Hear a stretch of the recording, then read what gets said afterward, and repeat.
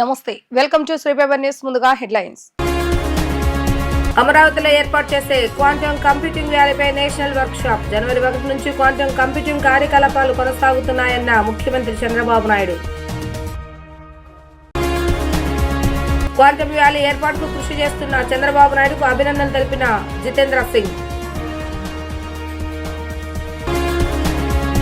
అమరావతిలో ఏర్పాటు చేసే క్వాంటమ్ కంప్యూటింగ్ ర్యాలీపై నేషనల్ వర్క్ షాప్. దక్షిణాసియా క్వాంటమ్ కేంద్రంగా అమరావతి ఉంటుందన్న మంత్రి లోకేష్. భవిష్యత్తులో ప్రతిదీ ఐటీతో ముడిపడి ఉంటుందని సీఎం చంద్రబాబు నాయుడు తెలిపారు. ఐటీ వృద్ధి చెందితేనే మనం అభివృద్ధి చెందగలమని చెప్పారు. క్వాంటమ్ కంప్యూటింగ్ మనం అందిపుచ్చుకోవాలని ఆయన పిలుపునిచ్చారు. అమరావతిలో ఏర్పాటు చేసే క్వాంటమ్ కంప్యూటింగ్ ర్యాలీపై నేషనల్ వర్క్ షాప్ రాష్ట్ర ప్రభుత్వం ఆధ్వర్యంలో నిర్వహించారు. వర్క్ షాప్ లో ప్రముఖ ఐటీ బహుళజాతి సంస్థల ప్రతినిధులు పాల్గొన్నారు. అదేవిధంగా కేంద్ర ప్రభుత్వంలోని ఉన్నతాధికారులు కార్యక్రమానికి హాజరయ్యారు. ఈ సందర్భంగా సీఎం చంద్రబాబు నాయుడు మాట్లాడుతూ ఏపీ ప్రభుత్వంతో కలిసి వచ్చిన టీసీఎస్, ఐబీఎం, ఎల్ఎన్టీకి అభినందనలు తెలిపారు. తాను తొలిసారి సీఎం అయినప్పుడు ఐటీ పరిశ్రమ విస్తరిస్తుందని, ఆ సమయంలో బిల్ గేట్స్ ను కలిసి ఐటీ విస్తరణ గురించి చర్చించాలని గుర్తు చేసుకున్నారు. BBB మోడల్లో హైటెక్ సిటీ కట్టాలని ఎల్ఎన్టీని కోరారని, తర్వాత బెంగళూరు, గుర్గంలో ఐటీ భవనాలు కట్టిందని పేర్కొన్నారు. భవిష్యత్తులో ఐటీకి పెద్దపేట హబ్గా భారత్ మారుతుందని ఆనాడే చెప్పానని, ఆయన మ్యాథ్స్ లో నిపుణులైన యువత మనకు ఉన్నారని తెలిపారు. తర్వాత ఇంజనీరింగ్ కళాశాలలు అనేకం వచ్చేలా చూశామని వెల్లడించారు. ప్రపంచంలో అత్యధికంగా సంపాదించేది భారతీయులేనని, అమెరికా సిలికాన్ వ్యాలీని ఆదర్శంగా తీసుకుని క్వాంటమ్ వ్యాలీకి శ్రీకారం చుట్టామని గుర్తు చేసుకున్నారు. ఐటీ వృద్ధి చెందితే లాభం ఏమిటని ప్రజలు ఆలోచిస్తున్నారని, భవిష్యత్తులో ప్రతిదీ ఐటీతో ముడిపడి ఉంటుందని అన్నారు. ఐటీ వృద్ధి చెందితేనే మనం అభివృద్ధి చెందగలమని చెప్పారు. Then we created an ecosystem, TCS, IBM and L&T. All three people made it a reality. I really appreciate these three players who joined together, and Government of India and Government of Andhra Pradesh are fully supporting them. So many aspirations and ambitions our people have expressed today. I am remembering my olden days, that is late 90s. At that time, Bill Gates innovated internet. Because of that innovation, world has become a global village. That was the beginning. I am following, as Mr. Lokesh has rightly mentioned, I started working for IT when I was 7th class. But I applied information technology in 1983-84, just he was born at that time. So, very inspiringly, I had some vision.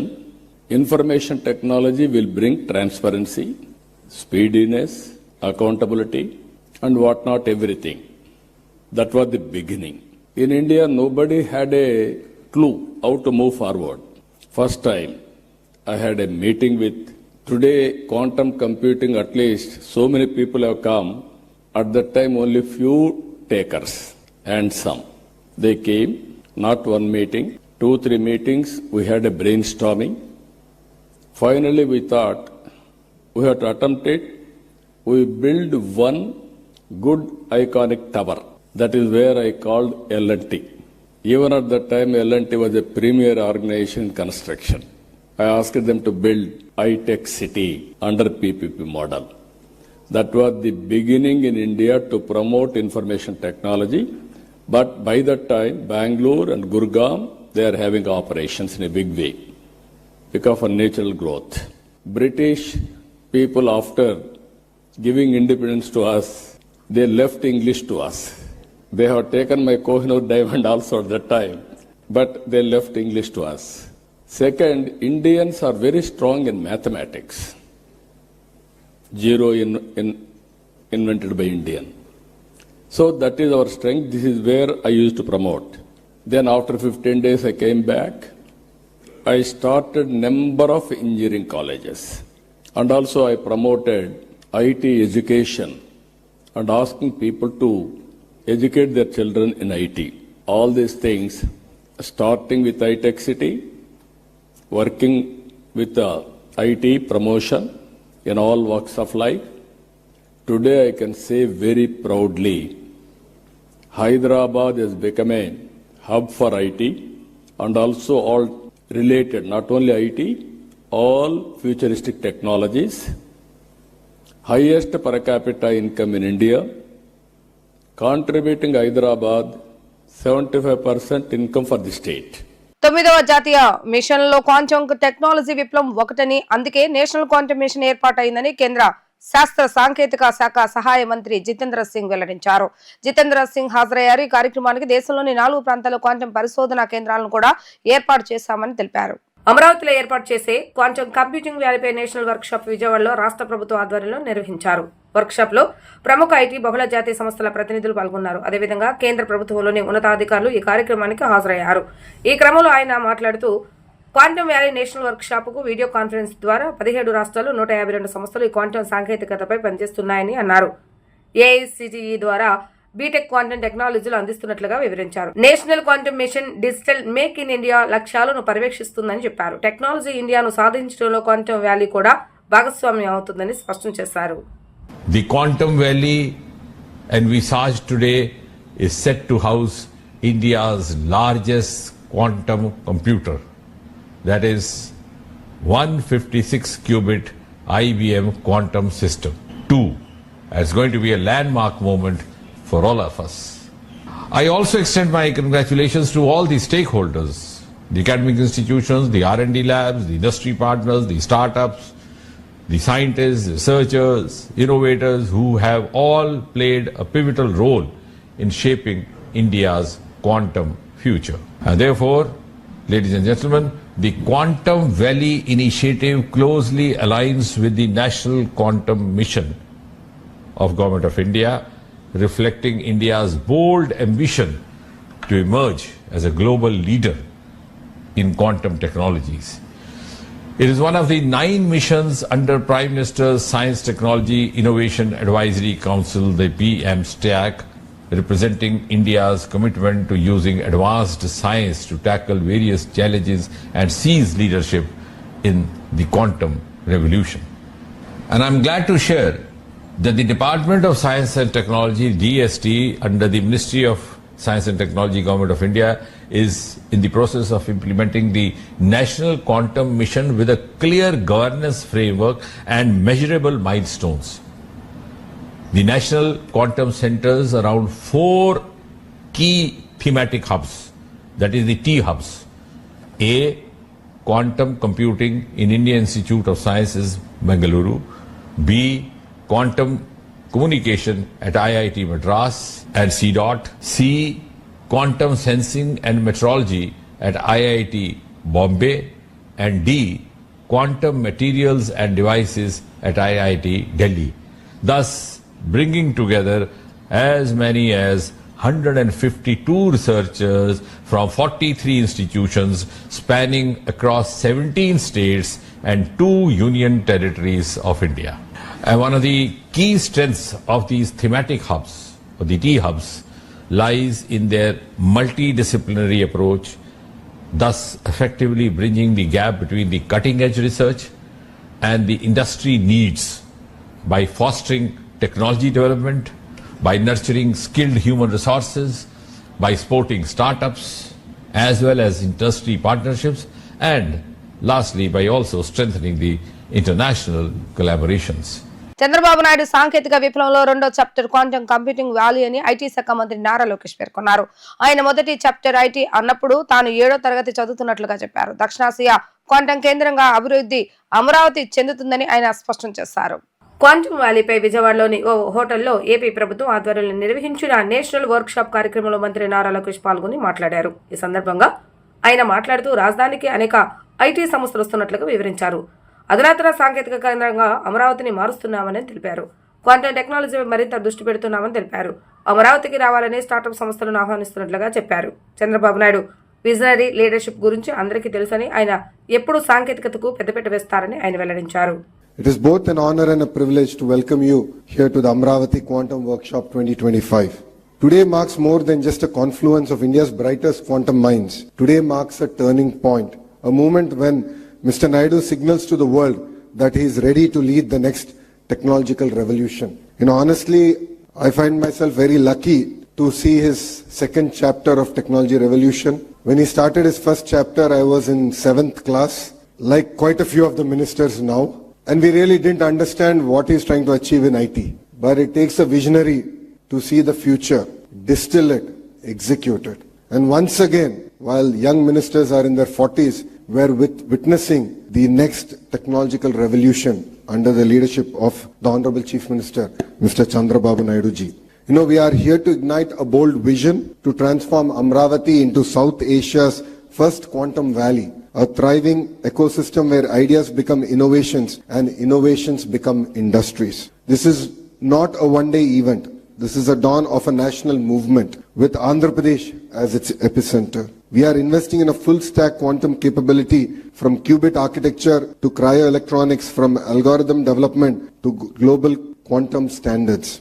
And I'm proud to announce that the Amravati Quantum Valley will soon be home to the IBM Quantum System 2, India's most advanced quantum computer. India's most advanced quantum computer with 156 qubits. Asia's first quantum standards testbed in collaboration with NPL, IEEE, CDAC and AWS. A thriving quantum tech startup ecosystem with anchor support from IBM, TCS, HCL, Tech Mahindra and many more.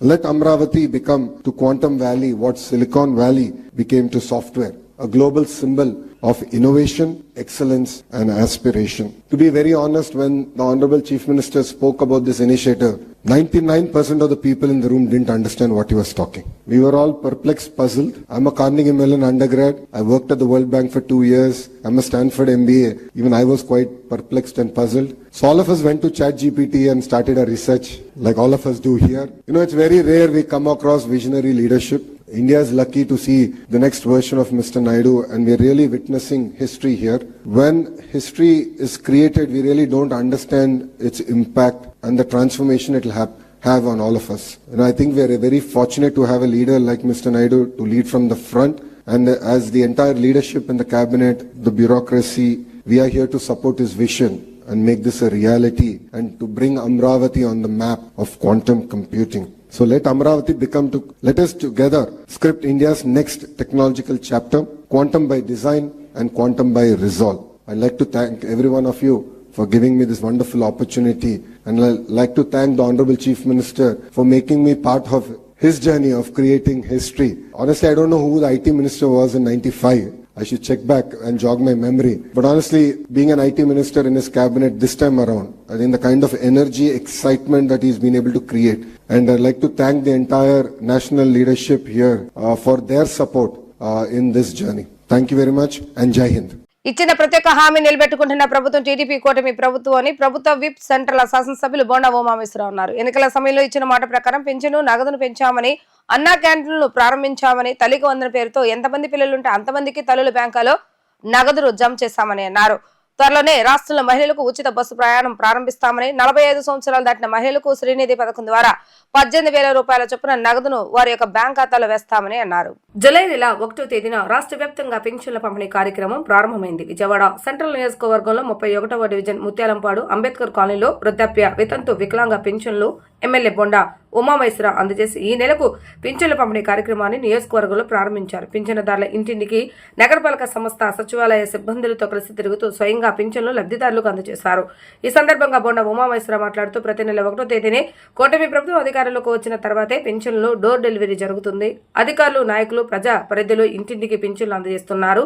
చరిత్రలో ఎన్నడూ లేని విధంగా 200 రూపాయల పెన్షన్ను 2,000 రూపాయలకు పెంచారని, మరలా TDP ప్రభుత్వం అధికారంలోకి వచ్చిన తర్వాత పెన్షన్ 4,000 వరకు చేశామని అన్నారు. భారతదేశంలోనే ఈ విధంగా సక్రమంగా సకాలంలో ఇస్తున్న ప్రభుత్వం టీడీపీ ప్రభుత్వమేనని తెలిపారు. ఇచ్చిన ప్రత్యేక హామీ నిలబెట్టుకుంటున్నామని, అర్హులందరికీ పింఛన్లు అందజేస్తున్నామని అన్నారు. ఈ క్రమంలో డివిజన్ టీడీపీ అధ్యక్షులు గడ్డం శ్రీనివాసరావు, ప్రధాన కార్యదర్శి రాజేష్ వర్మ, నాయకులు మాలేద్రి, మాజీ కార్పొరేటర్ త్రిమూర్తి రాజు, పడమటి రామకృష్ణ తదితరులు పాల్గొన్నారు. ప్రతి నెల 1వ తారీఖు నాడే కూటమి ప్రభుత్వం అధికారంలోకి వచ్చినాక ముఖ్యమంత్రి చంద్రబాబు నాయుడు గారి ఆదేశాల మేరకు ఉదయమే 6 గంటలకే పింఛన్లన్నిటిని కూడా డోర్ డెలివరీ ఇంటింటికి వెళ్ళి మా అధికారులు, మా పార్టీ నాయకులు, మరి ఎమ్మెల్యేలు, ఎంపీలు అందరూ కూడా ఇంటింటికి తీసుకెళ్ళి పెన్షన్లు ఇవ్వటం అనేది గత సంవత్సర కాలంగా జరుగుతుంది. చరిత్రలో ఎన్నడూ లేనటువంటి విధంగా గతంలో 200 పింఛన్ని 2,000 చేసింది తెలుగుదేశం ప్రభుత్వం. 2000 పింఛన్ని తర్వాత 250 రూపాయలు పెంచుకొని 3000 చేసిన ఇవాళ ఒకేసారి మళ్ళీ 1000 రూపాయలు పెంచి 4000 ఇవ్వటం వల్ల వృద్ధులకి వితంతువులకి అది ఎంతో ఉపయోగపడుతూ ఉంది. ఇదే కాకుండా వికలాంగులకి 3000 ఇచ్చే పింఛను గతంలో ఇవాళ 6000 చెప్పాలి చేసాం. ఇది దేశంలో ఆంధ్రప్రదేశ్ ఇచ్చే పింఛను ఎక్కడా కూడా దేశంలో ఇంత డబ్బులు ఇవ్వట్లా. 4000 పింఛను వృద్ధులకు వితంతులకు ఎక్కడా లేదు. వికలాంగులకు 6000 పింఛను ఎక్కడా లేదు. బెడ్ రిడెన్ వాళ్ళకి 10,000, ఇంకా కిడ్నీలు అలాగే కొన్ని సమస్యలు ఉన్న వాళ్ళకి 15,000 రూపాయలు పింఛను ఇస్తాం. ఇది పేదల్ని ఆదుకోవటం కోసం, పేదల్ని అండగా ఉండటం కోసం ఈ ప్రభుత్వం నిరంతరం పనిచేస్తూ ఉంది. దీంట్లో ఇవాళ సంక్షేమ పథకాలు, తల్లికి వందనం పెద్ద ఎత్తున ఎంతమంది పిల్లలు ఉంటే అంతమంది పిల్లలకి 13,000 రూపాయలు చొప్పున వేసాం. ఇద్దరున్న 26,000, ముగ్గురుంటే 39,000, నలుగురుంటే 52,000 ఇచ్చాం. అంతేకాకుండా గ్యాస్ బండ్లు 3 గ్యాస్ బండ్లు ఇస్తున్నాం. ఇంటింటికి 1వ తారీఖు ఉదయమే పింఛన్లు తీసుకొచ్చి ఇస్తూ ఉన్నాం. ఈ సంక్షేమ పథకాలు అమలు అనేది తెలుగుదేశం ప్రభుత్వంలోనే సాధ్యం. తెలుగుదేశం ప్రభుత్వంలోనే ఇది నిర్విరామంగా జరుగుతూ ఉంటుంది. Andhra Pradesh chamber of events industry నూతన కార్యవర్గ ఎన్నిక నగరంలో ఓ ప్రైవేటు హోటల్లో జరిగింది. నూతన అధ్యక్షునిగా గుప్తాను సభ్యులు ఎన్నుకున్నారు. ఆంధ్రప్రదేశ్ లోని ఈవెంట్ మేనేజర్లకు అవకాశాలు ఇవ్వాలని ప్రభుత్వాన్ని వారు కోరారు. ఈ సందర్భంగా ఏపీ సిఐ రాష్ట్ర కార్యదర్శి రవికుమార్ మాట్లాడుతూ వ్యవస్థాపక అధ్యక్షులు జయశంకర్ ఈ ఇండస్ట్రీని ఏర్పాటు చేసి ప్రొఫెషనల్ ఈవెంట్ మేనేజర్లందరినీ ఒక తాటిపైకి తీసుకువచ్చారని చెప్పారు. తద్వారా సంస్థను స్థాపించారని పేర్కొన్నారు. ఈ ఈవెంట్ ఇండస్ట్రీకి అనుబంధంగా ఉన్న సంస్థలను సమన్వయం చేసుకుని పెద్ద ఇండస్ట్రీగా తీసుకువచ్చారని చెప్పుకొచ్చారు. ఈవెంట్ ఇండస్ట్రీ ద్వారా ప్రభుత్వానికి ఆదాయం చేకూరుతుందని, కానీ తమను ప్రభుత్వం గుర్తించడం లేదని అన్నారు. తమను ప్రభుత్వం గుర్తించాలని ప్రభుత్వ పెద్దలను, అధికారులను కలుస్తామని చెప్పారు. ఆంధ్రప్రదేశ్ పర్యాటకంగా అభివృద్ధి చెందుతుందని అనేక సంస్థలు పెట్టుబడులు పెడుతున్నారని పేర్కొన్నారు. ఆంధ్రప్రదేశ్లోని ఈవెంట్ మేనేజర్లకు అవకాశాలు ఇవ్వాలని ప్రభుత్వాన్ని కోరారు. అనంతరం వ్యవస్థాపక అధ్యక్షులు జయశంకర్ మాట్లాడుతూ 2017లో ఈ సంస్థను ప్రారంభించామని చెప్పారు. ఈవెంట్ మేనేజర్లందరినీ ఏకతాటిపైకి తీసుకొచ్చి ఇండస్ట్రీగా తీర్చిదిద్దామని చెప్పారు. సంస్థ ద్వారా ఈవెంట్ మేనేజ్మెంట్కు వచ్చే సమస్యలను పరిష్కరించుకోవడంతో పాటు పలు సేవా కార్యక్రమాలు చేస్తామని వెల్లడించారు. అనంతరం నూతన అధ్యక్షులు గుప్తా మాట్లాడుతూ తనకిచ్చిన బాధ్యతను నిర్వర్తిస్తానని ఆయన వెల్లడించారు. అందరికీ నమస్కారం. ముందుగా ఈరోజు Andhra Pradesh chamber of events industry third committee body ఈరోజు ఓత్ తీసుకోవడం జరుగుతుంది. సో ఈ Andhra Pradesh chamber of events industry 2017లో స్టార్ట్ అయింది. సో ఈ యొక్క జర్నీలో అనేక సేవా కార్యక్రమాలు ఈ ఆర్గనైజేషన్ చేయడం జరిగింది. అది ఫ్లడ్స్ టైం అయితేనేమి, లేకపోతే ఇన్సూరెన్స్ విధంగా అయితేనేమి, లేదంటే కోవిడ్ టైంలో ఆర్టిస్టులకి పడ్డ ఇబ్బందులకి అయితే గ్రాసరీస్ చేయడం, అదే విధంగా ఎవరైతే ఆర్టిస్టులు ఎవరైతే ఉన్నారో వాళ్ళకి ఇన్సూరెన్స్ చేయడం, అలా అనేక కార్యక్రమాలు చేపట్టాం. సో నేను లాస్ట్ కమిటీలో ఈ జాయింట్ సెక్రటరీగా వర్క్ చేయడం జరిగింది. బట్ ఈ కమిటీలో వైస్ ప్రెసిడెంట్ గా వర్క్ చేస్తున్నాం. సో నెక్స్ట్ 2025 నుంచి 27 10 లో అనేక కార్యక్రమాలు మా ప్రెసిడెంట్ గారు చెప్పినట్టుగా, సో ప్రతి ఒక్క అసోసియేషన్ ని మేము యాక్టివేట్ చేస్తాం, ప్రతి ఒక్కరికి ఇన్సూరెన్స్ ఇస్తాం.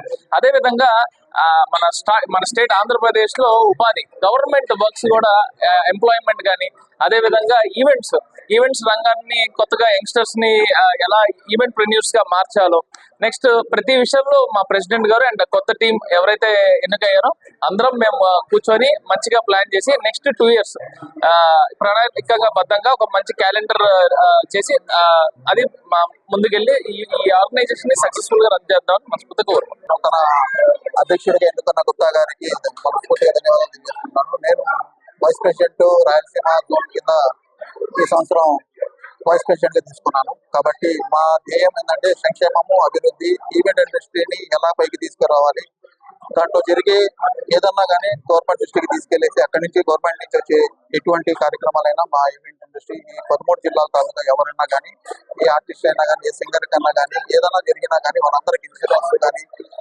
ప్రమాద బీమా కానీ ఇట్లాంటివన్నీ వాళ్ళకి చేస్తున్నాము. మా అసోసియేషన్ లో జాయిన్ అయినందుకు వాళ్ళకి ఎగ్జిబిషన్స్ పెట్టేసి వేరే చోట ఎక్కడలా ఏం జరుగుతుందో, వేరే ఇండస్ట్రీలో ఎలా జరుగుతుందో ఇక్కడ కూడా మనం ఇక్కడ చేయించడానికి, వర్క్ షాప్స్ లాగా అలాంటివి కండక్ట్ చేయడానికి మేమందరం సంకల్పంతో ఉన్నాము. So all the best to the Gupta garu and APCI. Thank you. AP chamber of event ఇండస్ట్రీగా ప్రెసిడెంట్ గా ఎన్నికైనందుకు చాలా సంతోషంగా ఉంది. ఈ ప్రెసిడెంట్ అయిన తర్వాత కొన్ని కార్యక్రమాలు జరుగుతాయి. ఆ జరిగే ప్రతి కార్యక్రమానికి ఎవరికి ఇబ్బంది లేకుండా అన్ని కార్యక్రమాలు మంచిగా చేద్దామని మనస్ఫూర్తిగా చెప్తాం. ఓకే, మొత్తం టోటల్ బాడీ ఈ బాడీ ఎన్నికైన తర్వాత ఫ్యూచర్ ప్లాన్ ఏంటంటే మెంబర్స్ అందరికీ ఇన్సూరెన్స్ చేయించడం, ఐడెంటిటీ కార్డ్స్ ఇవ్వడం, తర్వాత వాళ్ళకి కొన్ని ఇబ్బందులు ఉన్నప్పుడు కొన్ని యాక్టివిటీస్ చేయడం, ఇలాంటివన్నీ చేయడానికి కొత్త బాడీ. కాంగ్రెస్ పార్టీతోనే దేశాభివృద్ధి, రాష్ట్ర అభివృద్ధి సాధ్యమని ఏపీసీసీ అధ్యక్షులు వైఎస్ షర్మిలారెడ్డి తెలిపారు. కాంగ్రెస్ పార్టీ బలోపేతం కోసం విస్తృత స్థాయి సమావేశాలు నిర్వహించామని వెల్లడించారు. కాంగ్రెస్ పార్టీకి పూర్వ వైభవం తీసుకువచ్చేలా అడుగులు వేస్తామని చెప్పారు. ఏపీసీసీ అధ్యక్షులు వైఎస్ షర్మిలారెడ్డి సోమవారం ఆంధ్రరత్న భవన్లో మీడియా సమావేశాన్ని నిర్వహించారు. ఈ సందర్భంగా మేము మాట్లాడుతూ కాంగ్రెస్ పార్టీ బలోపేతం చేసేందుకు రాష్ట్రంలోని అన్ని జిల్లాల్లో విస్తృత స్థాయి సమావేశాలు నిర్వహించామన్నారు. రాష్ట్ర ప్రయోజనాల కోసం పనిచేసే ఏకైక పార్టీ కాంగ్రెస్ పార్టీ అని అన్నారు. బీజేపీ అధికారులు ఉండి కూడా విభజన హామీలను అమలు చేయలేదని అన్నారు. చంద్రబాబు నాయుడు, పవన్ కళ్యాణ్, జగన్మోహన్ రెడ్డి ముగ్గురు మోడీ జపం చేస్తున్నారని అన్నారు. రాహుల్ గాంధీ ప్రధాని అయితేనే ఏపీ విభజన హామీలు అమలవుతాయని అన్నారు. ప్రజాసేవ చేయాలనుకునే వారందరికీ కాంగ్రెస్ పార్టీ ఆహ్వానం పలుకుతుందని చెప్పారు. కాంగ్రెస్ పార్టీ బలోపేతం కోసం ఏం కార్యాచరణ చేపట్టాలి, ఎలా ముందుకు వెళ్ళాలి అన్న ఆలోచనతో కాంగ్రెస్ పార్టీ విస్తృత స్థాయి సమావేశాలను ప్రతి జిల్లాలోనూ ఏర్పాటు చేయడం జరిగింది. ప్రతి జిల్లాలోనూ కాంగ్రెస్ పార్టీ బలోపేతం కోసం అక్కడి కాంగ్రెస్ పార్టీ నాయకుల, కార్యకర్తల సమావేశాలలో నాయకుల, కార్యకర్తల సూచనలు, వాళ్ళ అభిప్రాయాలను తీసుకోవడం జరిగింది. వాళ్ళకున్న ఇబ్బందులు కూడా వినడం జరిగింది. ఇలా ప్రతి జిల్లాలోనూ, అంటే 26 జిల్లాలకు సంబంధించి అన్ని జిల్లాల నాయకుల, కార్యకర్తల ఇబ్బందులు విన్నాం, వాళ్ళ సూచనలు తీసుకున్నాం. కాంగ్రెస్ పార్టీ ఎలా ముందుకు వెళ్ళాలి అన్న విషయాలపై సుదీర్ఘంగా చర్చించడం జరిగింది.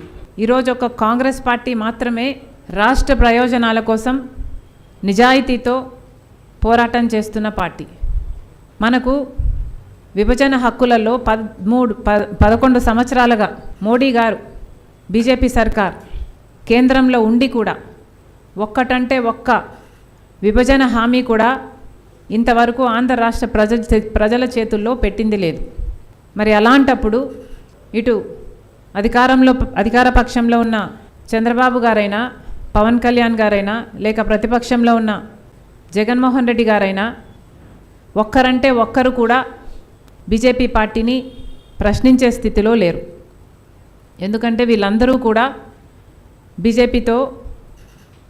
బీజేపీకి తొత్తులుగా మారిన వారే, ఏదో ఒక రకంగా పొత్తులు పెట్టుకున్నవారే. జగన్మోహన్ రెడ్డి గారు అక్రమ పొత్తు పెట్టుకున్నారు. ఇక చంద్రబాబు గారు, పవన్ కళ్యాణ్ గారు అయితే ఏకంగా కూటమి కట్టారు. ఒక్క కాంగ్రెస్ పార్టీ మాత్రమే ఈరోజు బీజేపీని నిలదీయగలగా ఏకైక సత్తా ఉన్న పార్టీ ఒక్క కాంగ్రెస్ పార్టీగా మాత్రమే మిగిలింది. కాంగ్రెస్ పార్టీ సిద్ధాంతాల మీద గౌరవం ఉన్నవాళ్ళు, కాంగ్రెస్ పార్టీ నాయకత్వం మీద నమ్మకం ఉన్నవాళ్ళు, రాజకీయ ఆకాంక్షలు ఉన్నవాళ్ళు, ఫ్యూచర్లో ఎమ్మెల్యేలు కావాలనుకుంటున్న వాళ్ళు, కాంగ్రెస్ పార్టీని బలోపేతం చేయటానికి వాళ్ళు ముందుకొచ్చి వాళ్ళ రీసోర్సెస్, వాళ్ళ టైంని కాంగ్రెస్ పార్టీకి కేటాయించగలిగితే ఫ్యూచర్లో వాళ్ళు పోటీ చేయడానికి, ఎమ్మెల్యేలుగా అవకాశం ఇవ్వటానికి కాంగ్రెస్ పార్టీ వాళ్ళకు ఒక ప్లాట్ఫామ్ ఇవ్వడానికి రెడీగా ఉన్నాం. కేంద్ర ప్రభుత్వం అనుసరిస్తున్న కార్మిక వ్యతిరేక విధానాలను ఉపసంహరించుకోవాలని సిపిఐ రాష్ట్ర కార్యదర్శి కె రామకృష్ణ, సిపిఎం రాష్ట్ర కార్యదర్శి శ్రీనివాస్ డిమాండ్ చేశారు. రాష్ట్రంలో కూటమి ప్రభుత్వం సోలార్ ప్రాజెక్టు పేరుతో వేలాది ఎకరాలను అక్రమంగా కంపెనీలకు కట్టబెట్టడాన్ని, స్మార్ట్ మీటర్ల పేర్లతో ప్రజాధనాన్ని లూటీ చేయడాన్ని వ్యతిరేకిస్తున్నామని స్పష్టం చేశారు. కార్మిక సంఘాలు పిలుపునిచ్చిన జూలై 9వ తేదీన సార్వత్రిక సమ్మెకు వామపక్ష పార్టీలు పూర్తి మద్దతు ఉంటుందని వారు తెలిపారు. కేంద్ర రాష్ట్ర ప్రభుత్వాల ప్రజా వ్యతిరేక విధానాలను దాసరి భవన్లో గురువారం జరిగిన వామపక్ష పార్టీల సమావేశంలో తీవ్రంగా వ్యతిరేకించారు. ఈ సమావేశంలో సిపిఐ రాష్ట్ర కార్యదర్శి కె రామకృష్ణ, సిపిఎం రాష్ట్ర కార్యదర్శి శ్రీనివాసరావు, వామపక్ష పార్టీల నాయకులు పాల్గొన్నారు. ఈ సందర్భంగా వారు మీడియాతో మాట్లాడుతూ దేశవ్యాప్తంగా జూలై 9వ తేదీన కార్మిక సంఘాల సార్వత్రిక సమ్మెకు వామపక్ష పార్టీలు ప్రత్యక్షంగా మద్దతు ఉంటుందని అన్నారు. సోలార్ పేరుతో రాష్ట్ర ప్రభుత్వం 8,500 ఎకరాలు షిరిడి సాయి కంపెనీకి అన్యాయంగా కట్టబెట్టడాన్ని రైతులు వ్యతిరేకిస్తున్నారని అన్నారు. ఆదాని కంపెనీలను ఉద్ధరించడానికి స్మార్ట్ మీటర్లు పెడుతున్నారని అన్నారు. ప్రభుత్వాలు తమ ప్రజా వ్యతిరేక విధానాలను పూర్తిగా ఉపసంహరించుకోవాలని, లేకుంటే పెద్ద ఎత్తున ప్రజా ఉద్యమాలు చేయాల్సి వస్తుందని అన్నారు. ఈరోజు సిపిఐ దాసరి భవనంలో CPI, CPM, CPML new democracy, CPIML, MCPI, forward bloc, SUCI, RSP పార్టీల సమావేశం జరిగింది. సిపిఎంఎల్ లిబరేషన్ పార్టీ కూడా అనుకోకుండా రాలేకపోయినా తన భాగస్వామ్యతను కూడా వ్యక్తం చేసింది. ఈ పార్టీలు సమావేశమై కొన్ని నిర్ణయాలు తీసుకోవడం జరిగింది. ఒకటి, స్మార్ట్ మీటర్ల మీద ఒక సమస్య ఉంది ఇవాళ రాష్ట్ర వ్యాప్తంగా. దానికి సంబంధించి అదేవిధంగా జూలై 9వ తారీఖు నాడు అఖిల భారత స్థాయిలో కార్మిక సంఘాలు ఒక సార్వత్రిక సమ్మెకి పిలుపునిచ్చాయి. దానికి సంఘీభావం. అదేవిధంగా నిన్న మొన్ననే నెల్లూరు జిల్లా ఉలవపాడు మండలం కరేడు ప్రాంతంలో 5,000 ఎకరాలని భూముల్ని సోలార్ ప్రాజెక్టుకి ఇస్తున్న దానికి వ్యతిరేకంగా రైతులు ప్రతిఘటించారు. దానికి సంఘీభావం. ఈ విషయాల మీద కొన్ని నిర్ణయాలు చేయడం జరిగింది. రేపు జూలై 9వ తేదీ నాడు దేశవ్యాప్తంగా కార్మిక సంఘాలన్నీ కూడా వారిచ్చిన సంయుక్త పిలుపు మేరకు కోట్లాది మంది కార్మికులు, ఉద్యోగస్తులు జనరల్ స్ట్రైక్లో పాల్గొంటూ ఉన్నారు. ఈ కార్మికులకు వ్యతిరేకంగా, ఈ ప్రభుత్వాలు అనుసరిస్తున్న విధానాలకు వ్యతిరేకంగా కార్మిక సంఘాలు నిర్వహిస్తున్న ఈ సార్వత్రిక సమ్మెకు ఎంతో ప్రాధాన్యత ఉందని మనవి చేస్తూ ఉన్నా. ఎందుకంటే కేంద్రంలో అధికారంలో నరేంద్ర మోడీ ప్రభుత్వం అధికారానికి వచ్చిన ఈ 11 సంవత్సరాల కాలంలో కార్మికులకు, ఉద్యోగులకు వ్యతిరేకంగా లేబర్ కోడ్ రద్దు చేయడం, అన్ని రకాలుగా వారికి ఇది చేయడం, పని భారం పెంచడం, చివరికి అదే అడుగుజాడల్లో మన రాష్ట్రంలో ఉన్న చంద్రబాబు నాయుడు గారి ప్రభుత్వం కూడా కేబినెట్లో తీర్మానం చేసి పని గంటలు పెంచడానికి కూడా ప్రయత్నాలు చేస్తూ ఉన్నాయి. సోలార్ భూముల సేకరణ పేరుతో నెల్లూరు జిల్లా ఉలవపాడు మండలంలో కరేడు గ్రామ పరిసర ప్రాంతాల్లో దాదాపు 8,500 ఎకరాలు ఇవాళ వారు బలవంతంగా, అంటే అతి తక్కువ రేట్లకు సేకరించడానికి పూనుకున్నారు. రైతుల నుంచి అనేక నిరసనలు వ్యక్తం అయినా సరే ప్రశాంతంగా వారు అర్జీల రూపంలో నిరసన తెలియజేసినా ఈ ప్రభుత్వం ఏమాత్రం పట్టించుకోలేదు. పర్యవసానంగా నిన్న వారందరూ కూడా హైవే రోడ్డు ఎక్కి నిరసనకు పూనుకున్నారు. మరి ఇవాళ వాళ్ళ నాయకులను అరెస్ట్ చేసి వాళ్ళందరూ కూడా చెల్లాచెదురు చేసి ఉద్యమాన్ని అణచడానికి పూనుకుంటా ఉన్నారు. వామపక్ష పార్టీల తరఫున ప్రభుత్వం యొక్క ఈ కార్పొరేట్ అనుకూల వైఖరిని సంపూర్ణంగా ఖండిస్తూ ఉన్నాం. సంక్షేమ బోర్డు నిధులను కార్మికుల కోసమే వాడాలని, ఇతర పథకాలకు మళ్లించవద్దని ప్రగతిశీల భవన్ నిర్మాణ కార్మిక సంఘం రాష్ట్ర అధ్యక్షులు జె వెంకటేశ్వర్లు స్పష్టం చేశారు. బోర్డు నిధులు ప్రభుత్వ అవసరాలకు మళ్లించడాన్ని సుప్రీంకోర్టు తప్పుపట్టిందని, అయినా కేంద్ర రాష్ట్ర ప్రభుత్వాలు ₹1 కూడా జమ చేయలేదని ఆవేదన వ్యక్తం చేశారు. భవిష్యత్తులో బోర్డులో నియమాలన్నీ పటిష్టంగా అమలు చేయాలని, అన్ని కార్మిక సంఘాలకు ప్రాతినిధ్యం కల్పించాలని డిమాండ్ చేశారు. గాంధీనగర్ ప్రెస్ క్లబ్ లో ప్రగతిశీల భవన మరియు ఇతర నిర్మాణ కార్మిక సంఘం, ఆదర్శ భవన్ నిర్మాణ కార్మిక సంఘం మరియు IFTU అనుబంధ సంఘాలు విలీన సభ జరిగింది. ఈ కార్యక్రమంలో ప్రతినిధులు, పెద్ద ఎత్తున భవన నిర్మాణ కార్మికులు పాల్గొన్నారు. ఈ సందర్భంగా ప్రగతిశీల భవన నిర్మాణ కార్మిక సంఘం రాష్ట్ర అధ్యక్షుడు జె వెంకటేశ్వర్లు మాట్లాడుతూ, ఈ విలీన సభ ద్వారా రాష్ట్ర స్థాయి కమిటీని ఏర్పాటు చేయడం, భవిష్యత్తు కార్యాచరణను నిర్ణయించుకోవడం జరిగిందని అన్నారు. కేంద్ర ప్రభుత్వం 1996లో భవన నిర్మాణ కార్మికుల సంక్షేమ బోర్డును ఏర్పాటు చేయాలని నిర్ణయించినా అది ఏపీ రాష్ట్రంలో 2009లో మాత్రమే అమల్లోకి వచ్చిందన్నారు. 2018 వరకు ఈ బోర్డు ద్వారా అనేక సంక్షేమ పథకాలు అమలయ్యాయని, కానీ తర్వాతి ప్రభుత్వాలు ఈ బోర్డు నిధులను స్వప్రయోజనాల కోసం వాడుకున్నారని ఆయన ఆగ్రహం వ్యక్తం చేశారు. బోర్డు నిధులు ప్రభుత్వ అవసరాలకు మళ్లించడాన్ని సుప్రీంకోర్టు తప్పుపట్టిందని, అయినా కేంద్ర రాష్ట్ర ప్రభుత్వాలు ₹1 కూడా జమ చేయలేదని ఆవేదన వ్యక్తం చేశారు. అంతేకాకుండా పాత సంక్షేమ పథకాలను నిలిపివేసి వాటి పేర్లను మారుస్తూ కొత్తగా తామే ప్రారంభించినట్లుగా చెప్పుకోవడం దుర్మార్గమని అన్నారు. చంద్రబాబు నాయుడు హయాంలో చంద్రన్న బీమాగా, తర్వాత జగనన్న బీమాగా మార్చిన విషయాన్ని ఆయన ప్రస్తావించారు. భవిష్యత్తులో బోర్డులో నియమాలన్నీ పటిష్టంగా అమలు చేయాలని, అన్ని కార్మిక సంఘాలకు ప్రాతినిధ్యం కల్పించాలన్నదే తమ డిమాండ్ అని అన్నారు. అలాగే ESI, పెన్షన్ వంటి వాటిని అమలు చేయాలని ఆయన కోరారు. కార్మికుల హక్కుల కోసం ఉద్యమాన్ని ఇంకా తీవ్రతరం చేస్తామని హెచ్చరించారు. ఏపీ ప్రగతిశీల భవనేతర నిర్మాణ కార్మిక సంఘం, ఆదర్శ భవన నిర్మాణ కార్మిక సంఘం, ఈ రెండు సంఘాల విలీన సభ ఈరోజు విజయవాడలో జరుగుతూ ఉంది. ముఖ్యంగా భవన నిర్మాణ రంగంలో పనిచేస్తున్న కార్మికులంతా కూడా వాళ్ళ హక్కుల కోసం పోరాడాల్సిన కర్తవ్యం నేడు ఎంతైనా ఉంది. ఎందుకనంటే దాదాపు భవన నిర్మాణ బోర్డుని ఈ రాష్ట్రంలో 2009లో ఏర్పాటు చేశారు. అప్పటి నుంచి 2018 వరకు కూడా చాలా సజావుగా సాగింది. అనేక సంక్షేమ పథకాలు అమలయ్యాయి. సహజ మరణానికి కానీ, ప్రమాద మరణానికి కానీ, అదేవిధంగా పెళ్లికి కానీ, లేదంటే మెటర్నిటీ బెనిఫిట్ కానీ, విద్యార్థుల స్కాలర్షిప్లు కానీ, కార్మికులకు పనిముట్లు కానీ అన్ని సంక్షేమ పథకాలు సక్రమంగా అమలు జరిగాయి. కానీ 2018 నుంచి చంద్రబాబు నాయుడు ఈ సహజ మరణాన్ని, ప్రమాద బీమాని చంద్రన్న బీమాగా మార్చేశాడు. జగన్ వచ్చిన తర్వాత దాన్ని జగనన్న బీమాగా మార్చేశారు. ప్రభుత్వాలు వాళ్ళ అవసరాల కోసం ఈ బోర్డు నిధుల్ని పక్కదారి మళ్లించారు. ఈ బోర్డులో కార్మికుల డబ్బు ఉంది తప్ప చంద్రబాబు నాయుడు డబ్బు, జగన్ డబ్బు, లేకపోతే రాష్ట్ర ప్రభుత్వం డబ్బు, కేంద్ర ప్రభుత్వం డబ్బు ఒక్క రూపాయి కూడా లేదు.